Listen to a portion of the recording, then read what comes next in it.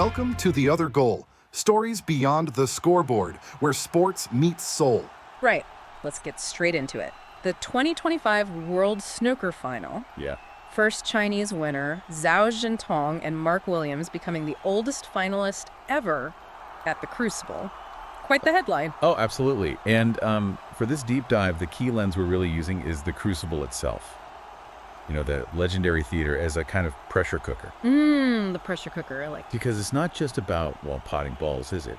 It's where your head, your tactics, everything gets tested like nowhere else. Careers really do hinge on it. They really do. Exactly. So our mission here isn't just a frame-by-frame thing. We want to unpack the tactical side, those moments where you could practically feel the mental strain. Yeah, the psychological warfare. The big decisions made under all that weight and, the bigger story that came out of it all. And we've sifted through a fair bit of analysis, reports, that sort of thing, to piece this together. Good stuff. And you have to remember the backdrop too, right? Zhao, technically an amateur after that ban. Yeah, the 20-month ban.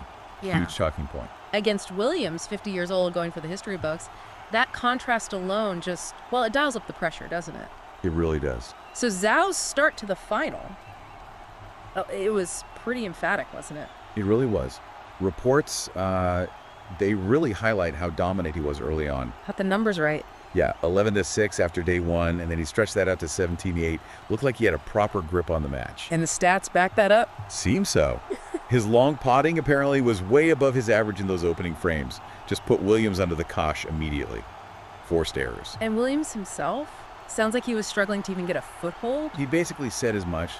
Admitted he felt he was never in the final from day one. Found himself, 7-1 down early. Wow, that's a massive hole to dig yourself out of, especially By any final, yeah. But the Crucible. And Zhao, during that time, he was just consistently punishing any little mistake, playing with real confidence. So Williams just wasn't quite clicking. Yeah, not finding that usual rhythm, that precision we expect. But, you can never really count Mark Williams out, can you? That final session. Things changed. Oh, absolutely. And what's fascinating is that psychological swing. Williams just stormed back. Picked the first 4 frames. Yep. Breaks of 101, 96, 73. Bang, bang, bang. Suddenly that big lead, it didn't look quite so safe. That kind of aggressive start to the session, those quick breaks, must plant a seed of doubt. You'd think so. Disrupts the rhythm Zhao had built up. And yeah, it definitely brought back memories of some of those classic Crucible comebacks, didn't it? A few whispers of another black ball final, maybe? You could almost feel the momentum shifting. Williams even said he felt he was putting Zhao under so much pressure then. And to claw back 4 frames like that, after being so far behind, mentally, that's huge. Yeah, it gives you belief. Without a doubt. And maybe, think about Williams' quarterfinal against Higgins. That went right down to the wire. The black ball finish, yeah. There were mentions of him missing a crucial blue in that decider.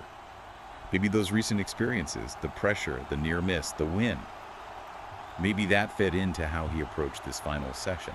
That's an interesting point, because Zhao wasn't immune either, was he? His quarterfinal against Wakelin. Right. There were reports of some, quote, shocking frame ball misses from Zhao then. So maybe Williams wasn't just finding his own game, but also maybe targeting a potential weakness in Zhao when the heat was really on. It raises that question, doesn't it? How even the absolute top players handle that sheer weight of expectation at the Crucible. Zhao looked so composed for so long, but there were maybe little signs. And in the final itself, were there specific moments, key shots, where things could have gone differently? Well, yeah. Second session, Williams is 63-10 down, misses a red that looked pretty straightforward. If that goes in, maybe changes the frame, maybe the session, who knows? Tiny margins. And it wasn't just mistakes, right? Tactics came into it too. I read Zhao was noticeably not taking chances sometimes, playing safe. Yeah, that's a key thing. When you've got a lead like that, your priority shifts, doesn't it?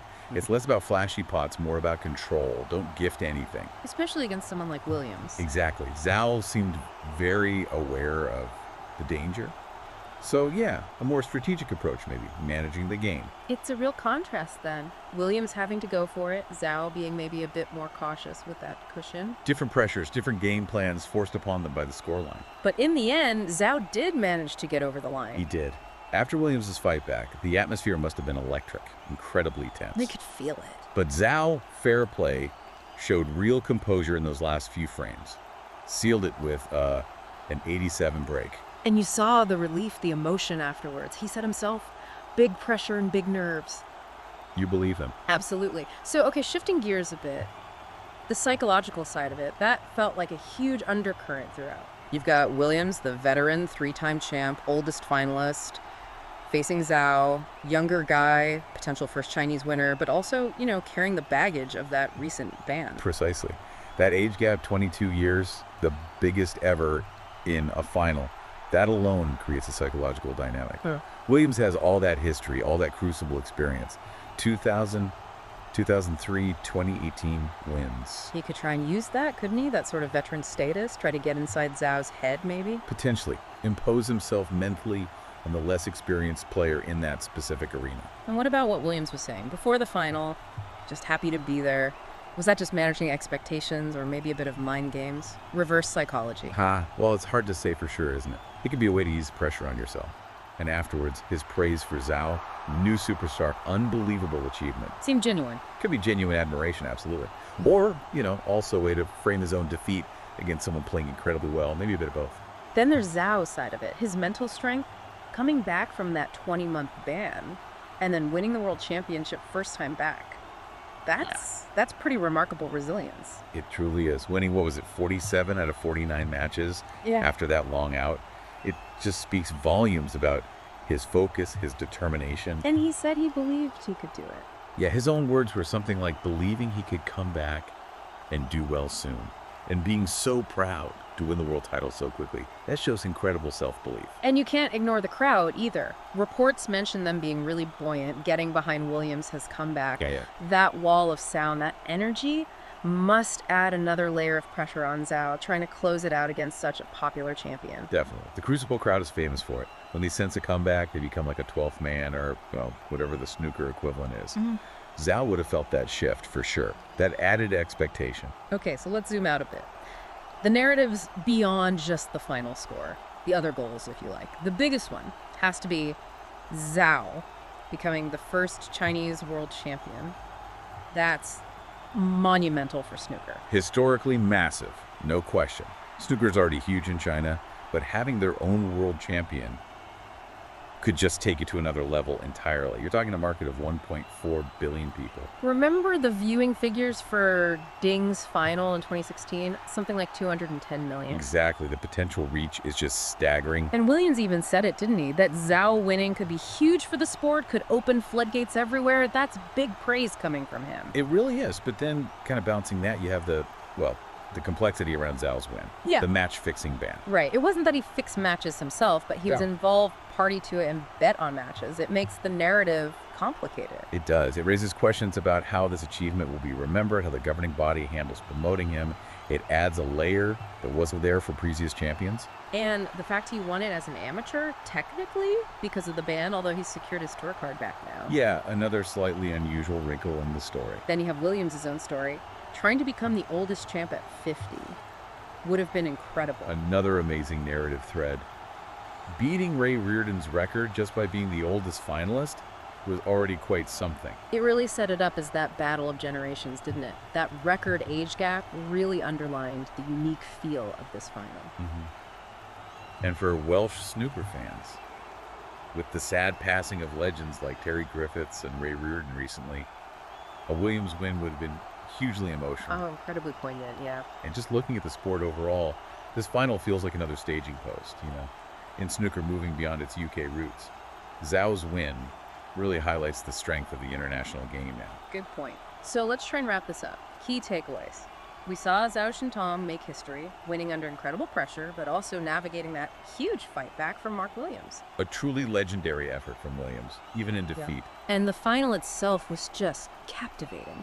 Full of tactical shifts, psychological battles, all happening inside that intense Crucible pressure cooker. That pressure cooker analogy really holds up, doesn't it?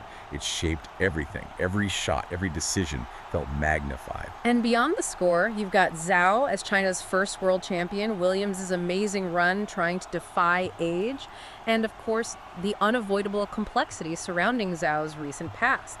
Lots going on. Absolutely. The Crucible Pressure Cooker wasn't just the venue. It felt like an active participant, influencing the players, the tactics, the whole drama. Which really brings us to a final thought for you, the listener. Thinking about all these layers, Zhao's incredible talent, his historic achievement, but also the shadow of that ban. How do you think history will view this moment? Yeah, will the on-table brilliance eventually overshadow the controversy? Or will there always be kind of asterisks next to it for some people? And what does this win, with all its complexities, really signal for snooker's future as a global sport? Where does it go from here? Definitely a lot to mull over. Fighting over the game is plenty to talk about.